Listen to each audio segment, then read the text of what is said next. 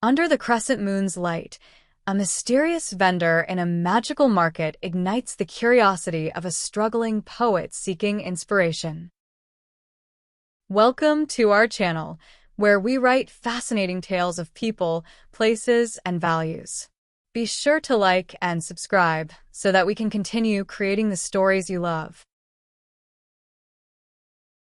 The city pulsed with restless energy, its neon veins alive with possibilities and secrets, but none as elusive as Lumina's night market.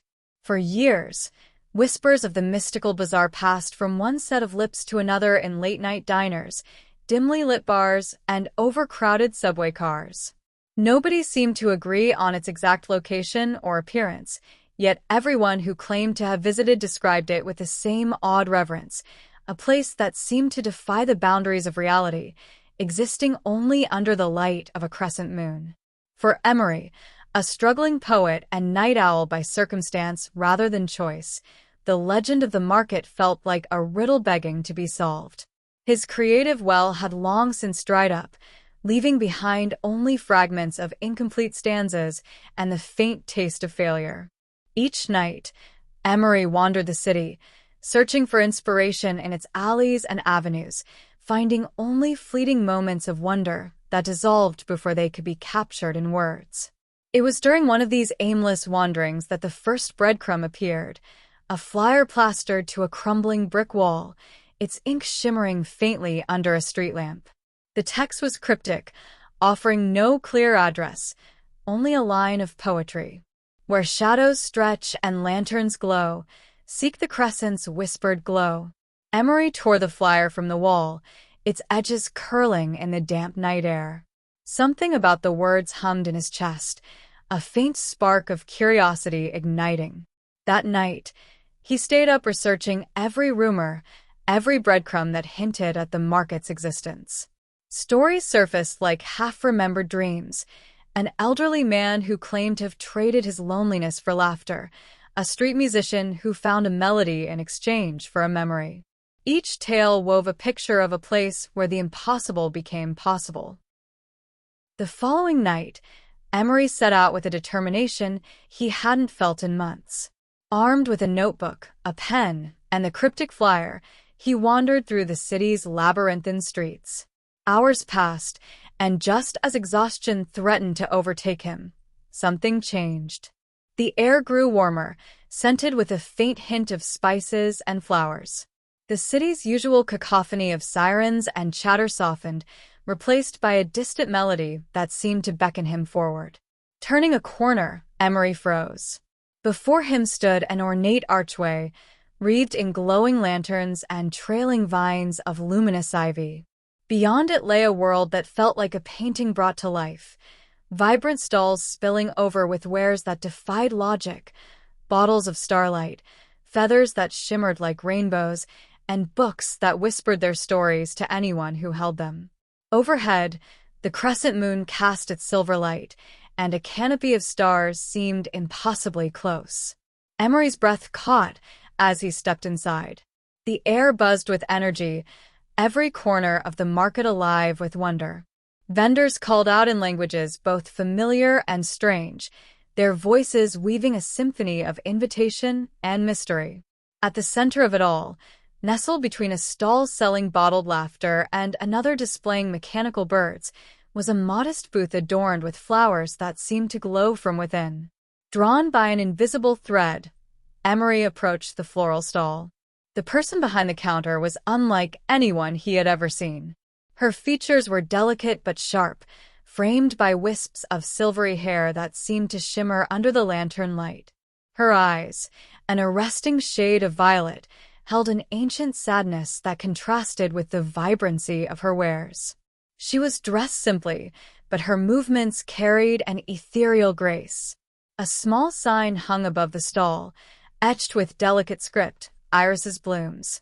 Feel what you've forgotten. What do you feel like tonight? Iris's voice was soft but resonant, like the first note of a song. Emery blinked, startled by the question. He hesitated, unsure how to answer. I'm not sure. Iris smiled faintly, her gaze shifting to the flowers as she began to gather a small bouquet. Each bloom was unlike anything Emery had seen, petals that seemed to shimmer like opals, leaves that pulsed with faint light, and stems that felt alive. When Iris handed him the bouquet, Emery felt a rush of something unexplainable, a warmth that seeped into his chest, unfurling memories and emotions he hadn't felt in years. Inspiration, vivid and raw, burst forth, and Emery clutched his notebook as the words began to flow. "This, how?" Emery stammered, looking at Iris with wide eyes. Iris simply tilted her head, her enigmatic smile unchanged. "The flowers remember what we've forgotten," she said. "They only bloom for those who truly seek." Emery wanted to ask more, to unravel the mystery of Iris and her impossible flowers, but a glance at the market reminded him of its fleeting nature. The night was ticking away, and the market would soon vanish. For now, he had found a spark, one he hadn't felt in years, and a single question lingered in his mind as he left. Who is Iris, and what secrets does she hide? The next night, Emery's steps carried him back to the place where Lumina's night market had first appeared. The city streets were just as winding, the glow of neon signs just as familiar, yet something intangible guided him. His chest buzzed with anticipation, the memory of Iris's flowers vivid in his mind. He needed to return, needed to uncover more about her, her mysterious blooms, and the secrets they seemed to hold. When the air shifted once more, Emery's heart leapt. The scent of spices and flowers teased his senses, the faint melody that had led him the night before growing steadily louder. He turned a corner, and there it was again, the ornate archway bathed in lantern light, its vines trailing like the tendrils of a dream. Without hesitation, he stepped through. The market was alive with the same ethereal energy, its vendors calling out in voices that seemed to transcend language. Emery barely noticed the dazzling wares on display as he made his way toward the familiar floral stall. Iris was there, her silvery hair catching the lantern light like threads of moonlight. She glanced up as he approached, her violet eyes unreadable but somehow welcoming. "You came back," she said softly, her lips curving into a faint smile. Emery nodded, his gaze shifting to the array of blooms before her. Each one seemed impossibly alive, their colors shifting subtly, as if responding to unseen forces. "I couldn't stop thinking about these," he admitted, gesturing to the flowers. "They're like nothing I've ever seen. How do you make them?" Iris's smile faded slightly, and for a moment, she looked almost wary. "It's not something I make," she said, her fingers brushing lightly over the petals of a nearby bloom. "The flowers, they grow from what we feel. Each one is born of an emotion, a memory, a fragment of something we've held inside." Emery's brow furrowed. "You mean you can take feelings and turn them into flowers?" "Not exactly," she said. "It's more that they reveal what's already there, what's been buried. They show us what we've forgotten or what we're afraid to face. Sometimes that's joy. Other times it's sorrow." Her words hung in the air like the scent of her blooms, intoxicating and laced with mystery. Emery's gaze dropped to a cluster of flowers at the edge of the stall, their petals dark and velvety, shimmering with an iridescent sheen. He felt a strange pull toward them. "What about these?" he asked, his voice almost a whisper. Iris followed his gaze, her expression softening. "Those are for longing," she said. "For desires we've held close to our hearts, whether we've spoken them or not." Emery's chest tightened. He thought of the words he'd written the night before, the sudden rush of creativity that had felt like rain on parched soil. He thought of his years of wandering, searching for something he couldn't name. "Can I have one?" he asked. Iris hesitated, her violet eyes searching his face. Then, with a nod, she reached for one of the blooms. As she handed it to him, Emery felt a wave of warmth flood through him, followed by a deep ache. Memories surfaced unbidden. The nights he'd spent alone, the words he'd never shared, the dream of being truly understood. The flower seemed to pulse in his hand, as if alive. "What do you feel?" Iris asked softly. Emery struggled to put it into words. "It's like I'm seeing myself for the first time. Like all the things I've been afraid to admit are right there in front of me." Iris nodded, her expression unreadable. "That's what they do. But they're not meant to fix things. They only show you what's already there." Emery glanced at her, a question burning on his tongue. "What about you? What do you feel when you're around them?" Her gaze dropped to the flowers, and for a moment, she looked almost fragile. "I don't feel them the way you do," she admitted. "Not anymore." The word sent a pang through Emery. "Why not?" She hesitated, as if weighing how much to reveal. "Because every flower takes something from me," she said finally. "A piece of the emotion it represents. That's the price of the gift. The more I create, the less I have left for myself." Her voice was steady, but Emery saw the flicker of pain in her eyes. He opened his mouth to respond, but she shook her head, her silvery hair catching the lantern light. "It's not something you need to worry about," she said. "The flowers are here for you, for anyone who needs them. That's what matters." The rest of the night passed in a haze. Emery stayed by the stall, watching as others approached and left with bouquets that seemed to transform them. Some wept openly. Others smiled as if they'd been handed a piece of the sun. Through it all, Iris remained serene, her hands moving with practiced grace as she crafted each arrangement. When the crescent moon began to sink, the market's energy shifted. Vendors began to pack up their wares, the air growing quieter, more subdued. Emery lingered until the last possible moment, his notebook filled with pages of new words, his mind brimming with questions he wasn't sure how to ask. As he turned to leave, Iris's voice stopped him. "Come back if you need more," she said, her violet eyes meeting his. Emery nodded, clutching the flower she'd given him like a talisman. As he stepped back into the waking world, the memory of her words lingered. "Every flower takes something from me." He knew he would return, not just for the flowers, but for her. For the woman who seemed to hold the weight of 1,000 forgotten feelings, even as she gave them away. Emery returned to Lumina's night market the very next night, and then the night after that.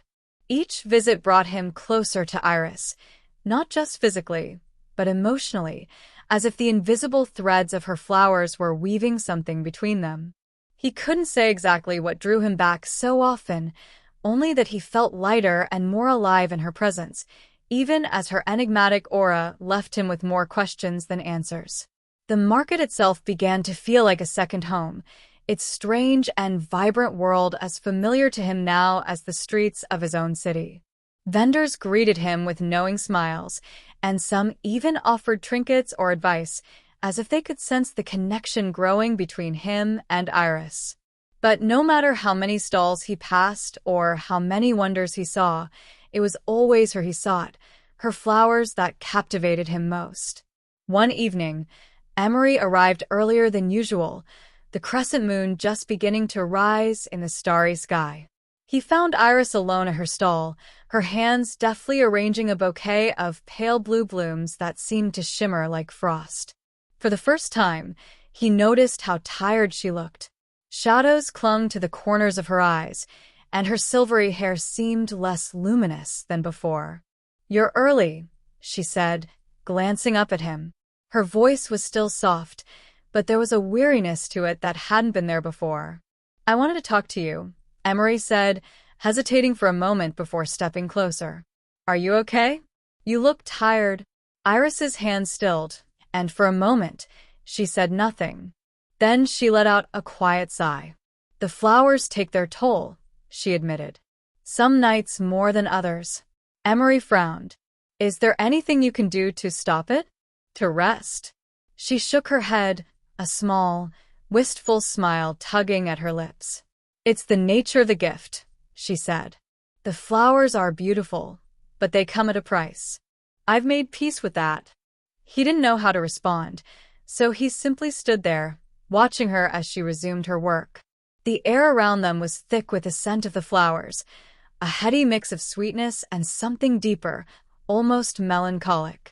Finally, he broke the silence. I've been thinking about what you said, he began, his voice hesitant. About how the flowers show us what we've forgotten or buried. I think that's why I keep coming back. They make me feel things I've been afraid to feel. Iris glanced at him, her violet eyes searching his face. And how does that feel? Scary, Emery admitted. But also freeing. Like I'm finally starting to understand myself. Like I'm not alone anymore. Her gaze softened, and for the first time, Emery thought he saw a flicker of something vulnerable in her expression. You're not alone, she said quietly. Not here. As the nights passed, their conversations grew longer and more personal. Emery shared stories of his life before the market, of his struggles with writing and the sense of emptiness that had plagued him for years. Iris listened with quiet attentiveness, her hands never still as she worked with her flowers. In turn, she shared small glimpses of her own past, fragments of a life that seemed impossibly distant, filled with moments of beauty and pain. I wasn't always like this, she confessed one night, her voice barely audible over the hum of the market. There was a time when the flowers didn't take so much from me, when I could feel everything they represented without losing pieces of myself. What changed? Emery asked, leaning closer. She hesitated, her fingers brushing the petals of a deep crimson bloom. I don't know, she said finally. Maybe it's the weight of too many emotions. Or maybe it's just the passage of time. The flowers are part of me, but they're also a burden. One I've carried for longer than I can remember. Emery's heart ached at her words.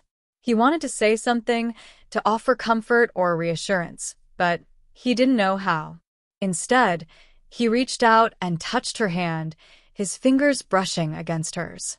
The contact was brief, but it sent a spark through him, a feeling of warmth and connection that left him breathless. Iris looked at him, her eyes wide with surprise. For a moment, neither of them spoke. Then she pulled her hand away, her expression guarded once more. You should be careful, she said softly. The flowers aren't the only ones that... Despite her warning, Emery couldn't stay away. Each night, he returned to the market, and each night, he found himself drawn deeper into Iris's world. He watched as she created bouquets for strangers, her hands moving with a grace that seemed almost otherworldly. He saw the way people left her stall transformed, their faces alight with emotions they hadn't known they could feel. And he felt it too. The more time he spent with her, the more he began to understand the power of her flowers and the cost of her gift. He saw the way her shoulders slumped when she thought no one was looking, the way her hands trembled ever so slightly as she worked. He wanted to help her, to ease her burden, but he didn't know how. All he knew was that he cared for her, more than he'd ever thought possible. And he could feel that she cared for him, too, even if she tried to hide it. Iris, he said one night, his voice steady despite the turmoil in his chest. You don't have to do this alone. Whatever this is, whatever it means, I want to help you. She looked at him, her violet eyes filled with something he couldn't quite name. For a long moment, she said nothing. Then, finally, she nodded.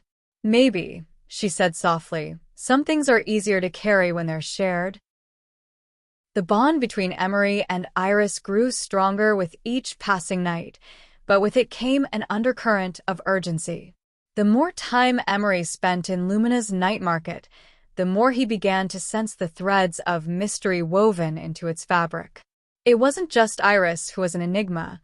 The entire market seemed alive with secrets, its vendors and wares steeped in an ancient magic that defied comprehension. And yet, Emery couldn't shake the feeling that all of it was connected, to Iris, to her flowers, and perhaps even to himself. One night, as the crescent moon bathed the market in its silvery glow, Emery decided to ask the questions that had been circling in his mind. He found Iris at her stall, her hands delicately arranging a bouquet of blooms that shimmered like liquid gold. She looked up as he approached, her violet eyes softening at the sight of him. "You look troubled," she said, tilting her head slightly. "What's on your mind?" Emery hesitated, glancing around at the bustling market. The air was thick with the hum of conversations and the scent of exotic spices, but beneath it all was an almost imperceptible tension, like the quiet before a storm. "Iris," he began, his voice low, "this place, the market. What is it? Where does it come from?" Her hands stilled, and for a moment, she said nothing. Then she sighed, her gaze dropping to the flowers before her. "The market is older than you can imagine," she said softly. "It exists between worlds, a place where magic lingers and the impossible becomes real. It's a haven for those who seek, and a mirror for those who need to see themselves. But why does it exist?" Emery pressed. "And what about you? How did you come to be here?" Iris's lips curved into a faint, wistful smile. "I've been here as long as I can remember," she said. "The market called to me, just as it calls to others. But it's not a place you can stay forever. For most, it's a crossroads, a place to find what they need before moving on." "And for you?" Emery asked, his chest tightening. Her smile faded, and she met his gaze with a vulnerability he hadn't seen before. "For me, it's different," she said quietly. "I'm bound to this place. The flowers are my gift, but they're also my anchor. As long as they grow, I can't leave." Emery couldn't let the matter rest. That night, as the market began to wind down, he approached some of the other vendors, hoping to piece together more of the puzzle. Each one seemed to have their own story, their own connection to the market's magic. An elderly woman selling bottles of starlight spoke of a time when the market appeared in the deserts of her homeland, saving her from a life of despair.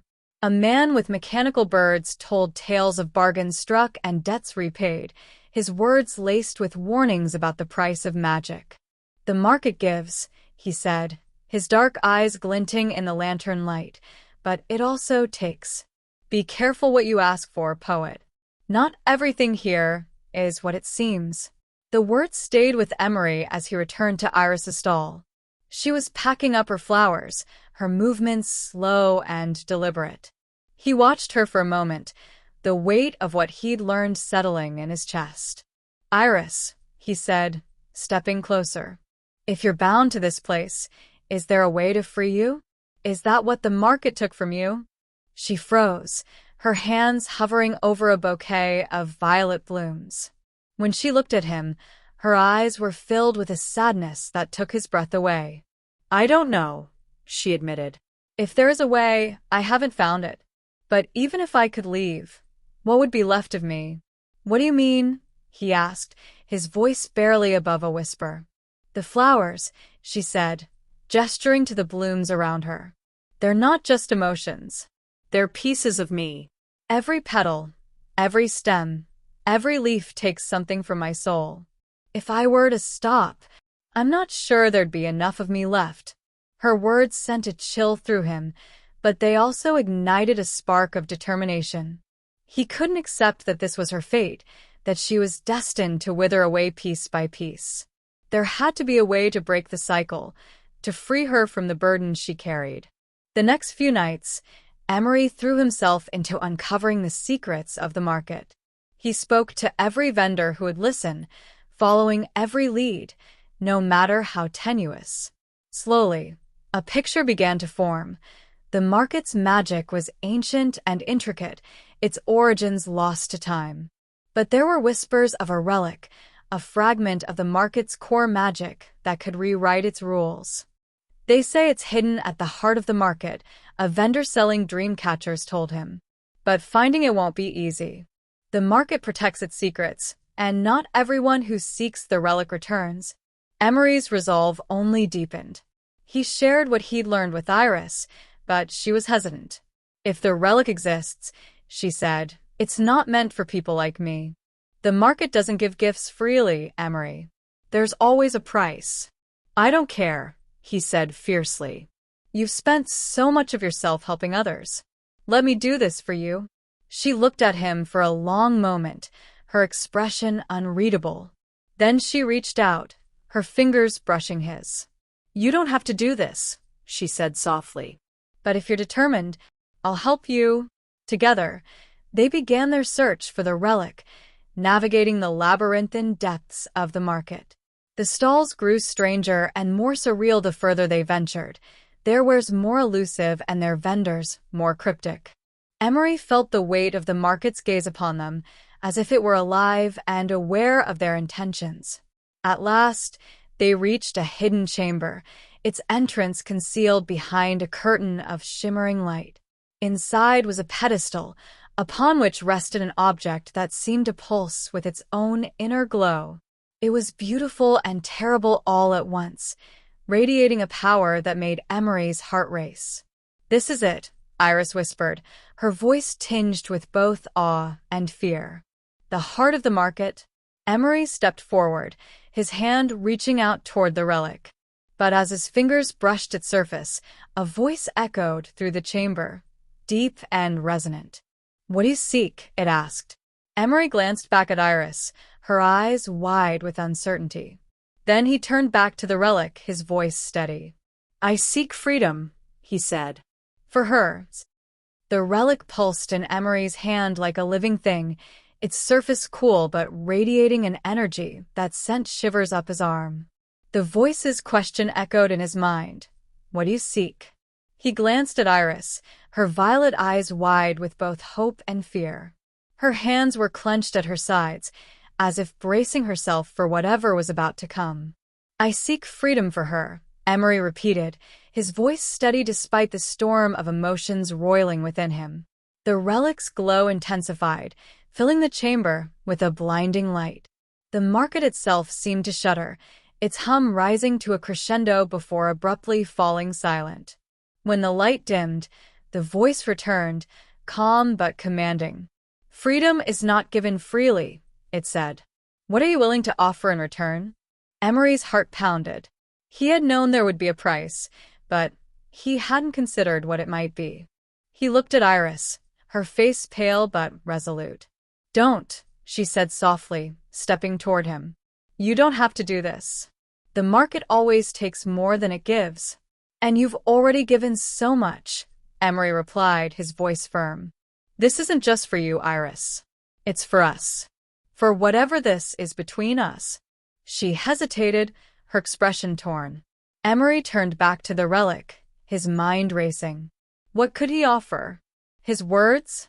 His memories? His very self? Whatever it was, he knew he had to be willing to give it, no matter the cost.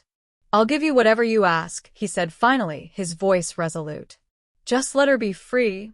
The chamber grew deathly still. Then, with a sound like the rustling of countless pages, the voice spoke again. You offer yourself freely, it said. But to grant her freedom, you must relinquish what you hold most dear. Choose wisely, for once given, it cannot be returned. Emery's throat tightened. What did he hold most dear? His words? His creativity? The connection he had built with Iris? He glanced at her, her silvery hair glowing softly in the light of the relic. She was watching him with an intensity that made his chest ache. You don't have to do this, she whispered, her voice trembling. I've made peace with my fate. I haven't, he said firmly. You deserve more than this, Iris. You deserve a life that's your own. Her eyes glistened, but she didn't argue further. Emery turned back to the relic, his decision made. Take my words, he said, his voice steady. Take my gift for writing, my ability to create. If that's what it takes, I'll give it up. The relic's glow flared again, and Emery felt a wrenching sensation in his chest. It was as if a part of him were being pulled away, a thread unraveling from the fabric of his soul. He gasped, his knees buckling, but he didn't let go of the relic. The light around him swirled, growing brighter and brighter until it was all he could see. When the light finally faded, Emery found himself lying on the ground, his body trembling. Iris was kneeling beside him, her hands on his shoulders, her expression one of both relief and anguish. "Emery," she whispered, her voice thick with emotion. "What have you done?" "What I had to," he replied, his voice hoarse. He struggled to sit up, his head spinning. Something felt different. The part of him that had always burned with the need to create, to shape words into meaning, was gone. It left behind a hollow ache, but he didn't regret his choice. Iris helped him to his feet, her hands lingering on his arms as if afraid he might collapse again. Around them, the chamber was quiet, the relic's glow now faint and subdued. The market, too, seemed to have shifted. Its energy was calmer, less charged. "How do you feel?" she asked, her voice trembling. "Empty," he admitted. "But it's worth it, if it means you're free." Iris's gaze softened, and she reached up to touch his face, her fingers gentle. "You're a fool," she said, but there was no anger in her voice, only gratitude and something deeper that she didn't put into words. As they left the chamber, Emery noticed subtle changes in the market. The stalls were still vibrant and surreal, but there was a warmth to them that hadn't been there before. Vendors nodded to him as he passed, their expressions tinged with respect. It was as if the market itself recognized the sacrifice he'd made. Iris walked beside him, her steps lighter than he'd ever seen. She looked around as if seeing the market for the first time, her eyes wide with wonder. "It feels different," she said softly. "Like the weight I've carried all these years is finally gone." "It is," Emery said, managing a faint smile. "You're free now, Iris. You can leave if you want to." She stopped and turned to face him, her expression unreadable. "And where would I go?" she asked. "What would I do?" "Whatever you want," he said simply. "The world is yours now." Her eyes glistened again, but this time she smiled. "Then I'll stay," she said. "At least for a while. The market may not bind me anymore, but it's still a part of me." "And so are you?" Emery's breath caught, and he felt a warmth spread through his chest, filling the hollow space left by his sacrifice. For the first time in years, he felt at peace. Together, they stepped back into the heart of the market, ready to face whatever came next together. The days and nights after Emery's sacrifice felt both foreign and familiar. The market's ethereal glow now held a warmth he hadn't noticed before, as though his choice had altered its very fabric. Vendors greeted him and Iris with a quiet reverence, their gazes lingering on the two of them as though they carried the weight of a story too profound to speak aloud. The air itself seemed softer, less charged with the undercurrent of longing and desperation that had once defined the market. For Emery, the absence of his creative gift was both painful and liberating. His thoughts no longer churned with half-formed phrases or the relentless need to shape the world into poetry. Instead, he found himself focusing on the present, on the simple joys of conversation, of movement, of being. And most of all on Iris. She had changed, too. The lightness in her step and the brightness in her eyes spoke of a freedom she had never known. She moved through the market with a newfound sense of curiosity, lingering at stalls she had never visited, speaking with vendors she had once only nodded to in passing. She was no longer bound by the weight of her flowers, and it showed in every gesture, every word. One evening, as the crescent moon rose over the market, Iris approached Emery with a bouquet in her hands. The flowers were unlike any he had seen before, a mix of vibrant yellows, deep purples, and soft whites, their petals shimmering faintly in the lantern light. She held them out to him, her expression both shy and hopeful. "These are for you," she said softly. Emery blinked, surprised. "But I thought you couldn't create them anymore." She smiled, a hint of mischief in her violet eyes. "I can't create them the way I used to," she admitted. "These aren't born from sacrifice. They're born from something new. Something I didn't know I could feel." He took the bouquet carefully, his fingers brushing against hers. The flowers radiated a gentle warmth, and as he held them, he felt an unfamiliar but welcome sensation bloom in his chest. "What do they mean?" he asked, his voice barely above a whisper. Her gaze met his, steady and unguarded. "They mean hope," she said, "and gratitude, and a love." The word hung in the air between them, fragile and powerful all at once. Emery felt his breath catch, his heart pounding in a way that had nothing to do with magic. He smiled, a slow, genuine smile that felt like the first he'd worn in years. "Iris," he said, his voice steady despite the emotions swirling within him. Whatever this is between us, it's the most real thing I've ever known. I don't need words to tell you that." She laughed softly, the sound like the chiming of bells. "Good," she said, "because I think we've both spent enough time searching for words. Maybe it's time to just feel." From that night on, the market became not just a place of magic and mystery, but a home. Emery and Iris began to work together, their partnership a delicate balance of old and new. While Emery no longer had his gift for writing, he found joy in helping Iris arrange her flowers, in learning the subtle language of petals and stems. Together, they crafted bouquets that spoke of healing, of connection, of beginnings. The market itself seemed to embrace their union. Vendors often stopped by their stall, offering small tokens of appreciation, a vial of liquid moonlight, a song captured in a crystal, a charm to ward off bad dreams. Even the air around them seemed to hum with quiet contentment, as though the market itself approved of their bond. Months passed, and the seasons shifted. The market remained as vibrant and otherworldly as ever, but for Emery and Iris, it had become something more. It was a sanctuary, a place where they could grow and heal together. They still spoke of the world beyond the market, of places they might visit and things they might do, but for now, they were content to stay. One evening, as they sat together beneath a canopy of lanterns, Iris turned to Emery, her expression thoughtful. "Do you ever miss it?" she asked. He didn't need to ask what she meant. He considered her question carefully before shaking his head. "Not in the way I thought I would," he said. "I used to think my words were the only way I could connect with the world. But now I know that's not true. I have this." He gestured to her, to the market, to the bouquet in his hands. "And that's enough for me." Her smile was soft but radiant, and she leaned against him, her head resting on his shoulder. "For me, too," she said. As the crescent moon rose higher in the sky, casting its gentle light over the market, Emery and Iris sat together, their hands intertwined.